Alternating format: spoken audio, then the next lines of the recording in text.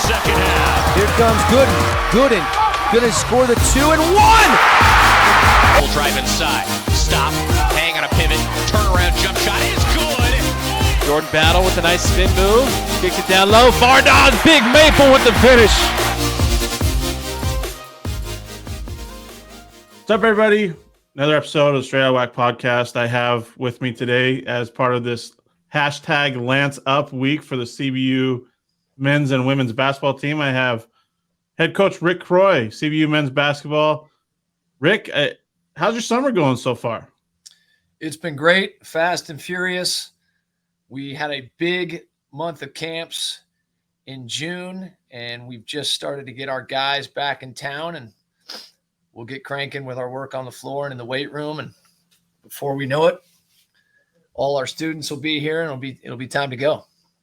Let's talk a little bit about this off season. Kind of been pretty busy for you guys with regards to who you brought in. I mean, 5 Division I transfers, size, as well as guys that can play multiple positions, and a couple of really good guards. So, I mean, I know there's a lot of hype right now surrounding CBU with who's been brought in. So talk to us a little bit about these guys that are going to impact the program immediately, it feels like. Yeah, it was a busy April and May. And like you mentioned, I think we got great size, great talent, but most importantly, great fits for CBU and guys that wanted to accomplish great things in our program. It's an exciting time for us. You know, our first year being eligible, you can definitely feel the enthusiasm surrounding the program and in the program.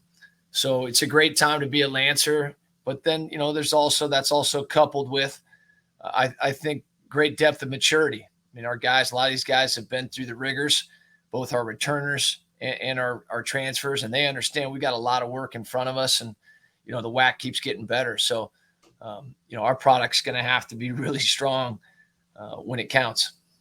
I was talking with Braden Bell yesterday, and we were talking about this depth that it seems like you guys have this year.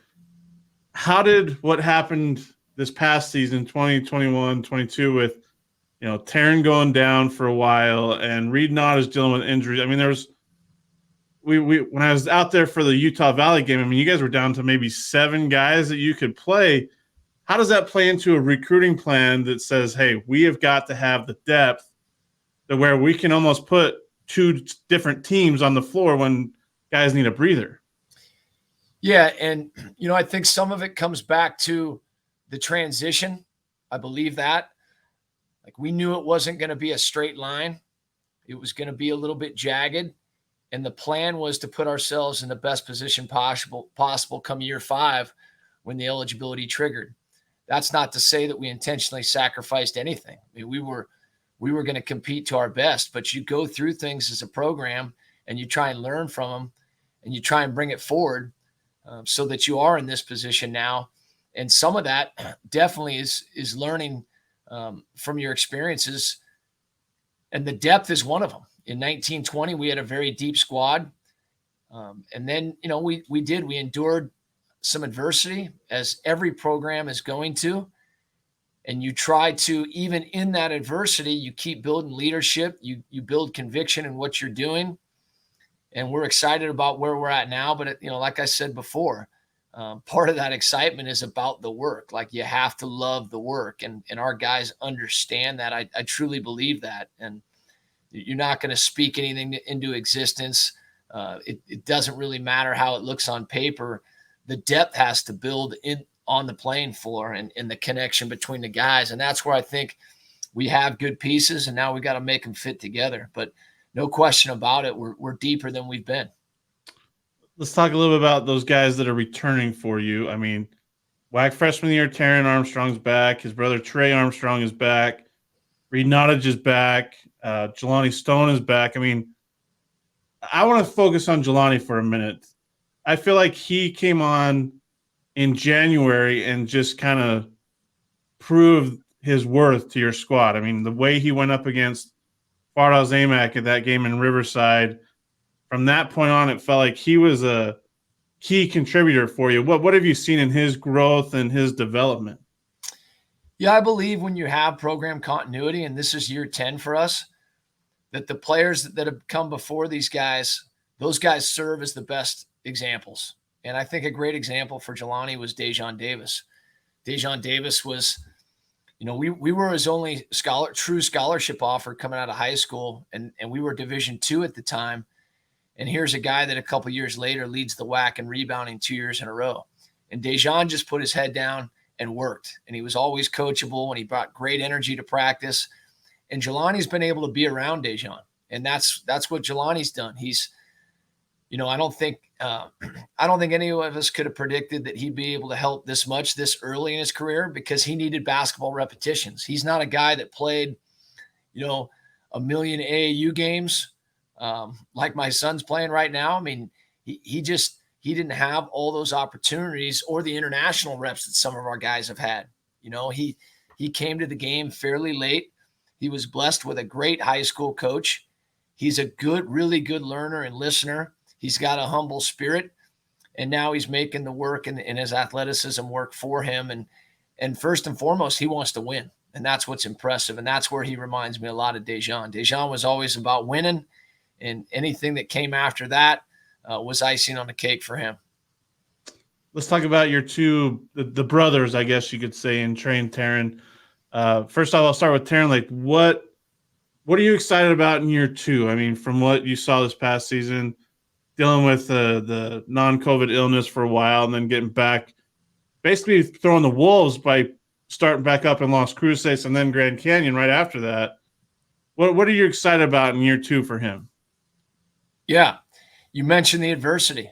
I'm very thankful that he was able to go through that year 1 and work through that, and he did. That was a tough stretch. I've been coaching a long time, and I had yet to coach a guy that got mono in the middle of the season, and that came at a time where he was playing great basketball. And there was a lot of attention surrounding his game and what he was doing for our program. So to go through that and work through that and grow and mature, I think he brings that with him, that experience. He's gotten stronger. He knows so much more about college basketball. He knows so much more about his game, how he can impact his teammates, the journey. I think he understands that this is a long season. For us, you get going mid-July and you're trying to be at your best in March, and there's a lot of time in between that, and how you need to, I think, pace yourself. No one really likes to say pace yourself, but there's a way to run the race as a student athlete to where you keep building, and there's a crescendo effect. And I think he'll know more on how to do that. What do you need him to do for you guys to be successful this year? I mean, he's got shooters all around him. He's got playmakers, guys that can score it. Last year he had to score a little bit when he was on the floor, obviously, but like, what do you need out of him for CBU to get to where you want to go, which is to win the WAC, win the NCAA tournament? I mean, I don't want to put a lot of pressure on the kid, but I think that's kind of where you guys are at in a sense, because he's and that's where he's at with his maturity. He would view the pressure as a privilege. He really would. That's not cliche. That's just how he's wired. He's got unique gifts, obviously the passing, but his greatest strength, and the reason why I believe he'll play in the NBA, is he is an elite competitor first and foremost. So, what do we need him to do? We need him to lead at a high level and bring his experiences with him, all the lessons that he's learned thus far. He's a much more experienced collegiate player than he was this time a year ago on so many fronts. And then, he's got to improve defensively. He's more than capable of being a great defensive player. So he's got to really work at that. That's on the floor, that's watching the film, that's being more detailed. And he's excited about that challenge. And then, we talked about the unique gift. He's always going to set his teammates up. That's how he sees the game. That's how he feels the game. So he's going to be elite in that area. But you're going to see an improved shooter. I mean, he's put in a lot of work this summer, and he's just excited to compete with his teammates. And that's the biggest thing is, Taz is in the moment. He's doing exactly what he wants to be doing. And he knows there's great things ahead, but his feet are firmly planted at CBU, and he's ready to go to work. let's talk about his brother in Trey. I mean, you saw a burst of electricity from him last year in certain games, certain moments. A second leading scorer on your team last year. You've mentioned it before, the unlimited range for this guy. I mean, talk about maybe the leadership role he takes on now that Ty is gone, Dan Hawkins moved on, and all that's like the leadership role, I guess, that he's in now for you. Yeah, I think a consistent theme when we talk about our team is repetitions and experience for these guys. And for Trey now, we blink and here he is in year 4 as a college basketball player, and he's got great leadership gifts. He's a great communicator. He's got a great toughness about his game. And again, I'll come back to this. Trey's all about winning. When it came time for us, to put forward a great recruiting class, it was every single day, Coach, how can I help? What do we need to do? And that's a big component of leadership now in college basketball is, do your guys understand how many great players it takes to even be able to talk about winning a championship in a conference like this? So, and again, I say that with tremendous amount of humility in where we've been, where we're going, and how much work there is there in the gap. But Trey gets those things. Again, year 4, he's been fortunate. He played on a second place team and got minutes as a freshman. And then, his sophomore year, we had no depth. We really were playing 7 guys, and, at times we couldn't even get those guys a sub. So he's going to bring all that forward. And again, another guy that wants to win and I think is ready to make all the sacrifices required to do that. What's it like for you to coach a pair of brothers? I mean, do you ever have to break them up in practice or a workout, or when you see them maybe competing with each other over something? What's it like for you to do that? Well, they got about so I've got an older brother, that played college basketball. We were able to play together 2 years in high school. We didn't get to play together in college. But these guys, the Armstrong brothers, they got a very, very healthy relationship. They challenge each other in really positive ways, but every now and then, like any brothers, they got to get after each other, and we just kind of sit back and enjoy it when they do. It makes our team better, but they know how to handle it, and it's pretty impressive to see them represent their family, what their family stands for, and do it together and enjoy it. I think that's something that's hard to do nowadays when you're an international player or, a domestic player. Is that there is pressure on these guys, but to enjoy it and to see them doing that is very rewarding. And they got a great thing, and they're going to continue to enjoy that for a long time. I want to ask you, I got a couple of last questions here for you, but I want to ask you about Ty. I mean, I know he's moved on from California Baptist, moving on. He's got a professional contract. What did I saw Doc's tweet today about being an all-time leader in some categories at CBU, but what does he mean to you as a coach personally? I mean, the guy did everything, battled through a knee injury, came back, had all the rehab issues in Canada during COVID. I mean, to do what he's done for you, he led the team in scoring last year, was one of the leading assist guys as well. I mean, just what he meant to you and to the program.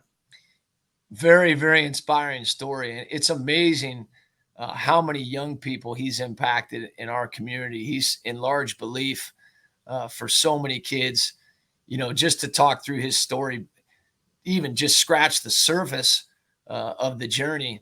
Another guy recruited when we were Division II. We were going to redshirt him year 1. Our starting point guard, Marquise Mosley, unfortunately tears his ACL second game of the year. We decide we're going to play Ty, helps the team win a West Region championship, fearless competitor as a freshman. And then from that point forward, he played about every role imaginable that you could play. And he did it with an incredibly consistent spirit and toughness about him that inspired his teammates. We have a preseason conditioning challenge program in our basketball program. It's called the Gladiator Competition. We've never had a guy win it back-to-back years. He did that. It did it coming off an ACL. I mean, just tough as nails. Never afraid to take the big shot. But at the same time, never afraid to let somebody else step in to a big role. He's just a great leader on all fronts, and really the gold standard for our program in terms of how you got to handle yourself in our locker room and on the floor and in the community.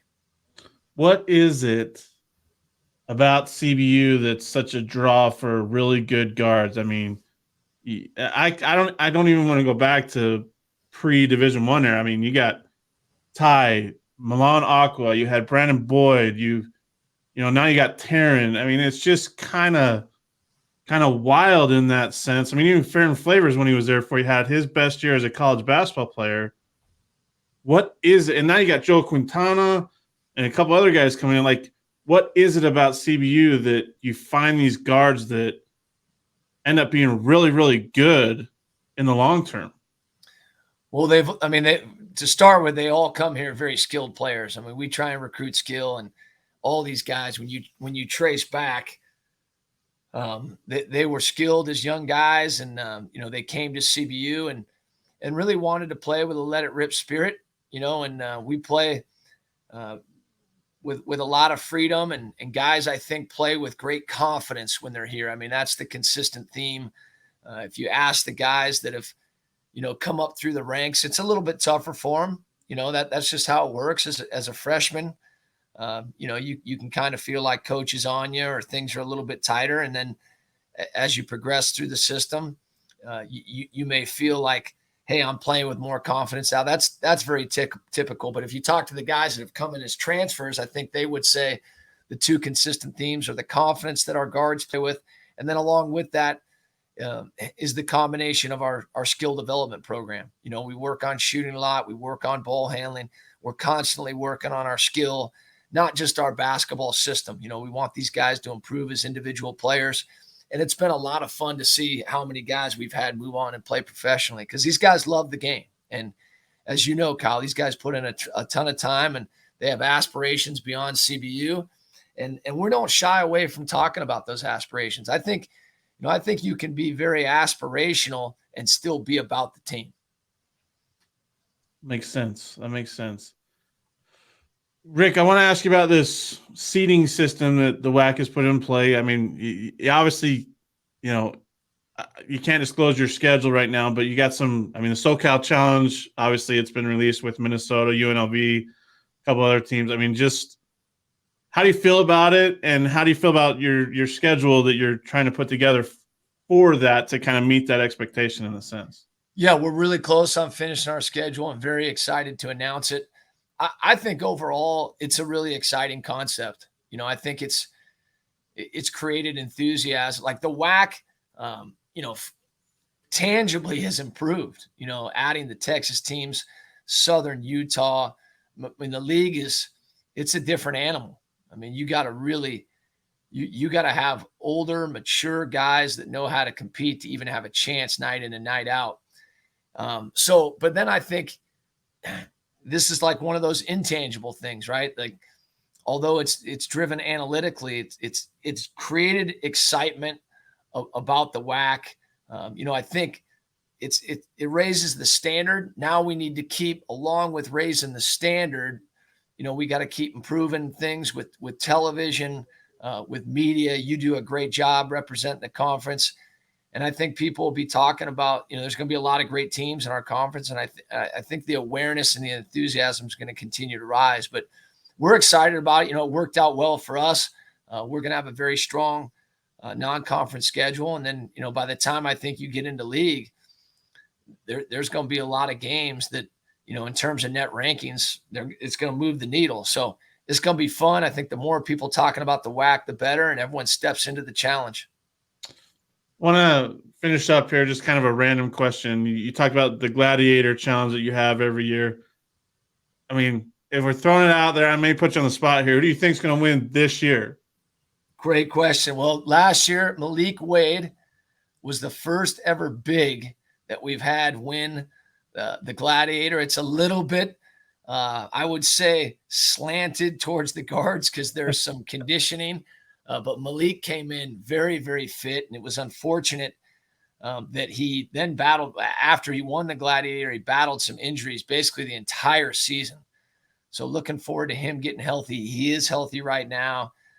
He's very, very excited about this group and doing whatever it takes to win. So, the early favorite is the returner.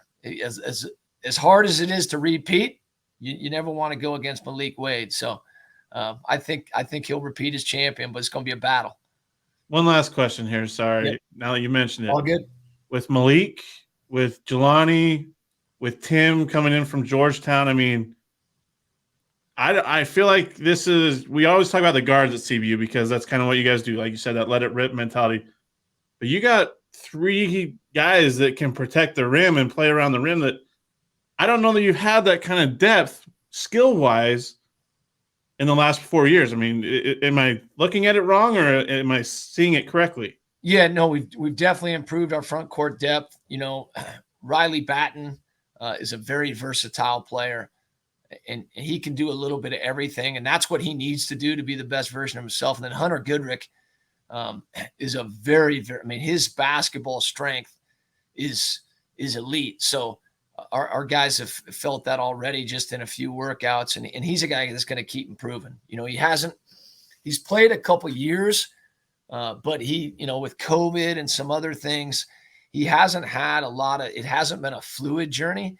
And I think he's got a lot of improvement left over the table over the next 2 years. It's going to be fun to see how much he can improve and what kind of a dynamic college basketball player he can be. So no question about it. Again, you want to talk about things moving forward, but I think you always have to honor guys that have come through your program. We did it one time. We had Zach Parag and Glenn Morrison was coming off the bench for us and did a great job rebounding. Then we had Dejan at the 4, and he was a big 4 that could rebound and shoot the 3 when needed. But I think we're getting back to that versatility and that depth, which you're going to need in the WAC. There's just too many battles. You can't go into it with a thin roster. And our guys get that. Rick Croy, CBU men's basketball head coach. Rick, appreciate the time and, enjoy the rest of your summer and getting ready for the first season of non-transitional basketball, I guess you can say. Appreciate it. We're excited about it. And thanks for all you do for the WAC, Kyle. Thanks for listening to the Straight Outta WAC podcast.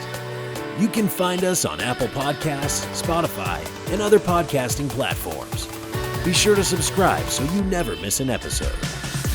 Remember to follow us on Twitter at WAC Hoops Digest and Facebook under WAC Hoops Digest for all your WAC Hoops news and information.